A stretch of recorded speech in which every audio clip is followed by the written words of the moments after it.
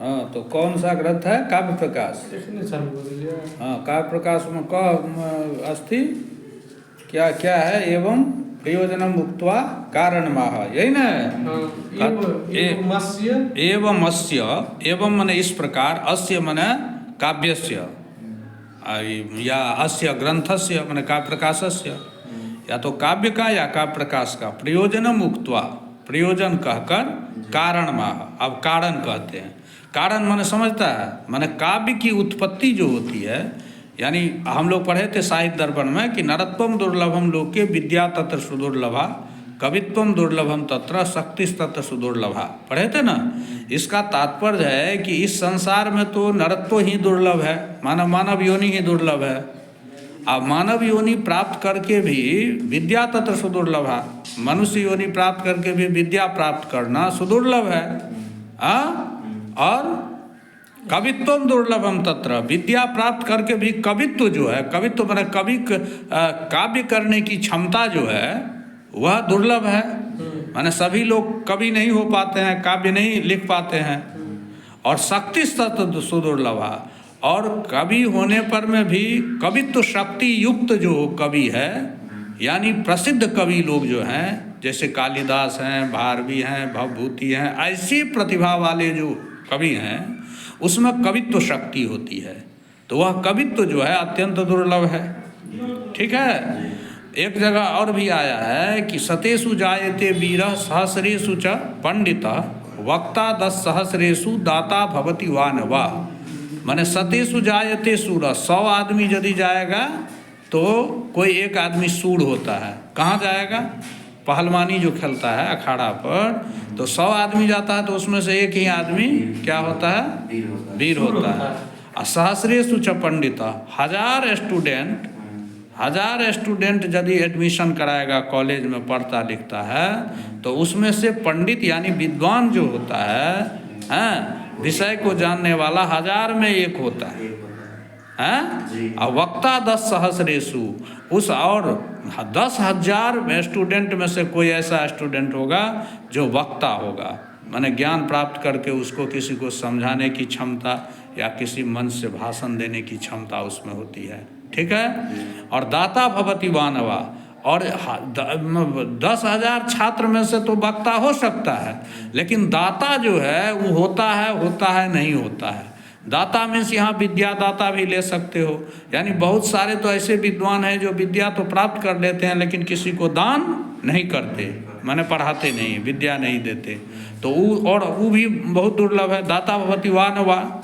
उसी तरह यहाँ कहा नरत्वम दुर्लभम लोके, इस संसार में तो नरत्व ही दुर्लभ है, नरत्व माने मानव योनि ही दुर्लभ है। विद्या तत्र सुदुर्लभा, मानव योनि प्राप्त करके भी विद्या प्राप्त करना वो तो अत्यंत सुदुर्लभ है। कवित्वम दुर्लभम तत्र, विद्या प्राप्त करके भी कवित्व होना माने काव्य लिखना, कविता लिखना, यह अत्यंत दुर्लभ है। और शक्ति तत्र सुदुर्लभा, कविता और काव्य तो सामान्य लोग भी लिख लेते हैं जोड़ तोड़ करके, लेकिन ऐसा कवि होना, ऐसे कविता को लिखना, ऐसे काव्य को लिखना कि जो प्रसिद्ध हो, जैसे कालिदास आदि का है, तो कालिदास आदि में जो कवित्व शक्ति थी वह शक्ति दुर्लभ होता है। ठीक है। तो वह शक्ति, वैसी को हम कारण कहते हैं। क्या कहते हैं? काव्य कारण। काव्य कारण माने काव्य लिखने की क्षमता किस कारण से होता है, माने हम क्या करेंगे तो मेरे पास कवित्व शक्ति आएगी। ठीक है। उसी के बारे में क्या है, बोलो। शक्ति निपुणता लोक शास्त्र काव्याद्य वेक्षणात् काव्यज्ञ शिक्षाभ्यास इति हेतुस्तदुद्भवे। माने कहता है कि शक्तिर निपुणता लोक शास्त्र काव्याद अवेक्षणात् काव्यज्ञ शिक्षाभ्यास इति हेतुस्तदुद्भवे। तस्य काव्यस्य उद्भवे, उस काव्य के उद्भव में माने काव्य की उत्पत्ति में हेतु माने कारण है। हेतु एक वचन है, तो हेतु माने कारण है। क्या कारण है? तो शक्ति कारण है। पहला है शक्ति माने कवित्व शक्ति, और दूसरा है निपुणता।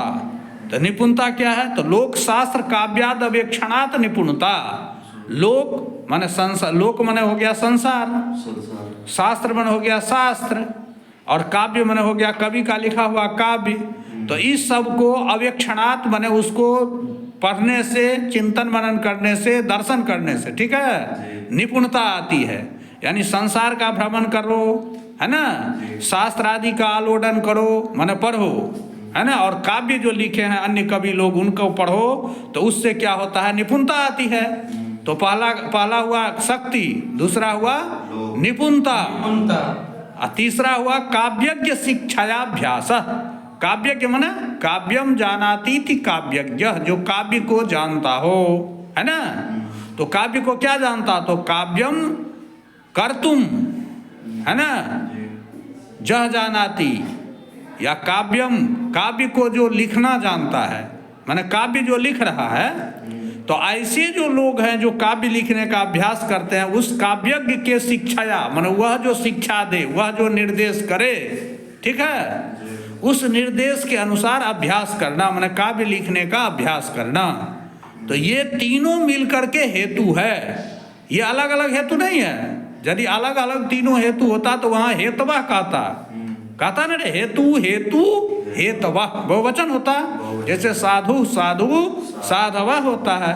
तो उसी प्रकार यहाँ हेतु हेतु हेतवा होता, लेकिन ये तीनों मिल के कारण है, माने किसी एक के रहने पर काव्य उत्पत्ति नहीं हो सकती, ये तीनों आवश्यक है, ठीक है। अब इसका व्याख्या क्या करता है, शक्ति कवित्व बीज रूप संस्कार विशेष यम बिना काव्यम न प्रसरेत प्रसृतम वा उपहसनीयम स्यात्। हाँ बस, अब कहता है उसमें शक्ति हम किसको कहेंगे, तो शक्ति कवित्व बीज भूतः संस्कार विशेषः, ठीक है। शक्ति किसको कहते हैं, तो कवित्व बीज भूत, कवित्व का जो बीज होता है ना, माने काव्य लिखने की क्षमता जो है उसका जो बीज होता है, जिसमें जो सब में नहीं होता है, ठीक है, वो कवित्व बीज भूत जो है शक्ति, वो संस्कार विशेष है। वो क्या है, माने एक प्रकार का संस्कार है, ठीक है।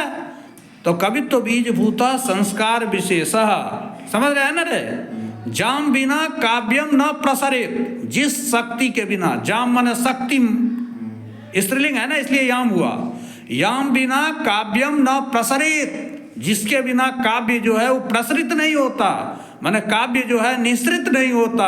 कवि के हाथ से काव्य लिख नहीं पाते हैं कवि, ठीक है। अब प्रसृतम हुआ उपहसनीयम स्यात्, और यदि मान लिया जाए कोई लिख भी देता है जोर जबरदस्ती करके, तो वह उपहसनीयम माने उपहास योग्य वो काव्य होता है। क्या होता है, उपहास योग्य, यानी मजाक उड़ाने योग्य। हाँ, तो उपहसनीयम स्यात्, काव्यम न प्रसृतम हुआ उपहसनीयम स्यात्, ठीक है। तो यह शक्ति का व्याख्या हो गया। और उसके बाद क्या है, लोकस्य अस्था, अब है लोक शास्त्र काव्याद अपेक्षणात् निपुणता आती है। तो लोक किसे हम कहते हैं, तो लोकस्य स्थावर जंगमात्मक लोक वृत्तस्य, बस लोकस्य माने स्थावर जंगमात्मक लोक वृत्तस्य, लोक माने संसार हुआ। तो इस संसार में जो है दो प्रकार का है जीव, एक है स्थावर और एक है जंगम। स्थावर समझते हो, स्थावर माने स्थिर रहने वाला, जिसको अचर, जैसे पेड़ पौधा, हाँ तो अचर कहेंगे उसको, जो चले नहीं, ठीक है। और जंगम माने होता है चर, माने चलने वाला, जैसे हम लोग। तो स्थावर जंगमात्मक जो लोक है, माने चराचर जो लोक है, चलने वाला नहीं चलने वाला, ऐसे जीवों के वृत्त माने व्यवहार, उसके व्यवहार की जानकारी होना चाहिए, ठीक है। तो लोकस्य स्थावर जंगमात्मक लोक वृत्तस्य हो गया। और क्या है, शास्त्राणाम छंदो व्याकरण विधान कोश कला चतुर्वर्ग गज तुरग खड्गादि लक्षण ग्रंथानाम, बस अब लोक शास्त्र कहा, तो लोक तो समझ गया, स्थावर जंगमात्मक लोक वृत्तस्य समझ गया ना।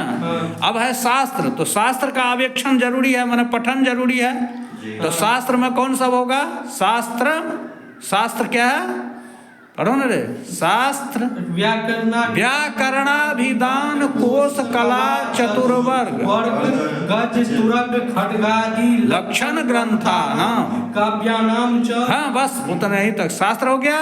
तो शास्त्र में पहले व्याकरण शास्त्र पहले पढ़ना जरूरी है, अभिधान कोश, उसके बाद शब्द कोश, वो शब्दकोश जानकारी जरूरी है, शब्दकोश यानी डिक्शनरी, डिक्शनरी, तो व्याकरणाभिधान कोश, कला और कला शास्त्र का ज्ञान, जिसमें कला चतुष्षष्टि कलाओं का वर्णन है, चतुर्वर्ग, गज तुरग, चतुर्वर्ग, चारों वर्ग का धर्मार्थ काम आदि, धर्मार्थ का मोक्ष, हाँ, और गज तुरग खड्गादि लक्षण ग्रंथानंद, और ऐसे ग्रंथ जिसमें गज माने हाथी का लक्षण, तुरग माने घोड़ा का लक्षण, ये सब दिया जाए कि इस प्रकार का घोड़ा ऐसे होता है, इस प्रकार का हाथी ऐसे होता है, या और भी अन्य सामुद्रिक शास्त्र आदि लक्षण ग्रंथ सब जो है, तो सो है गज तुरग खड्गादि लक्षण ग्रंथानाम काव्यानाम च, इन ग्रंथों का अध्ययन आवश्यक है।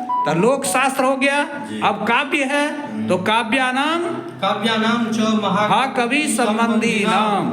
और कैसे काव्य को, तो महाकवि जो संबंधी काव्य है, जैसे कालिदास आदि महाकवि हैं, उनका जो लिखा हुआ काव्य आदि है उसको भी पढ़ना है। उसके बाद आदि ग्रहणादिति अब है नाम, हाँ सुना, तो लोक शास्त्र काव्यादि, तो काव्याद्य अवेक्षणात् है, काव्यादि जोड़ अवेक्षणात्, तो काव्य में आदि है, तो काव्य तक ले लिए, आदि पदे ना इतिहासादि, इतिहासादि नाम, हाँ, तो आदि ग्रहणात् इतिहासादि नाम। इतिहास आदि जो है, इतिहास में आएगा क्या, महाभारत आएगा, पुराण आएगा, महाभारत आएगा, तो ये सब जो है आदि ग्रहणात् इतिहासादि नाम। विमर्शनात् व्युत्पत्ति, हाँ, तो विमर्शनात् माने इस सभी ग्रंथों को अध्ययन चिंतन मनन विमर्शन करने से व्युत्पत्ति आती है। व्युत्पत्ति माने शब्दानाम विशिष्टा उत्पत्ति, व्युत्पत्ति माने शब्द का ज्ञान होता है ना, यानी शब्द का विशेष ज्ञान होता है। और काव्यम कर्तुम विचार, हाँ, अब तीसरा है काव्य शिक्षाभ्यास, है ना।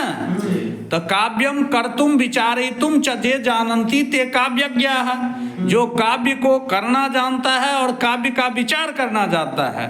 तो काव्यम कर्तुम विचारितुम च ये जानन्ति ते, तो तादृशानाम जनानाम काव्यज्ञानाम शिक्षया माने शिक्षा से, उपदेशेन, है ना।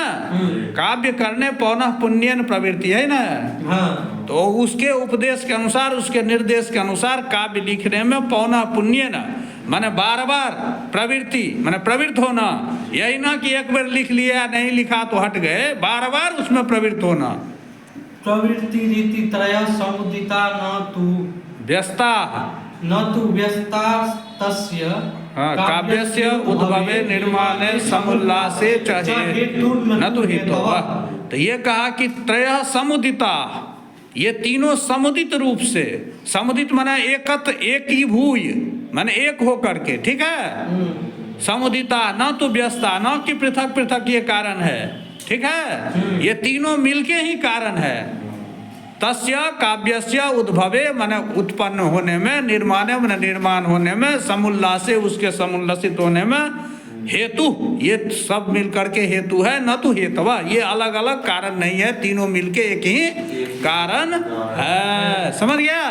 तो ये काव्य कारण है, इसको रट लेना चाहिए, और इसका जो है व्याख्यान क्षमता भी होनी चाहिए। कहीं पूछे तो इसको व्याख्या कर डालो, क्योंकि ये सब महत्वपूर्ण चीज है, ठीक है।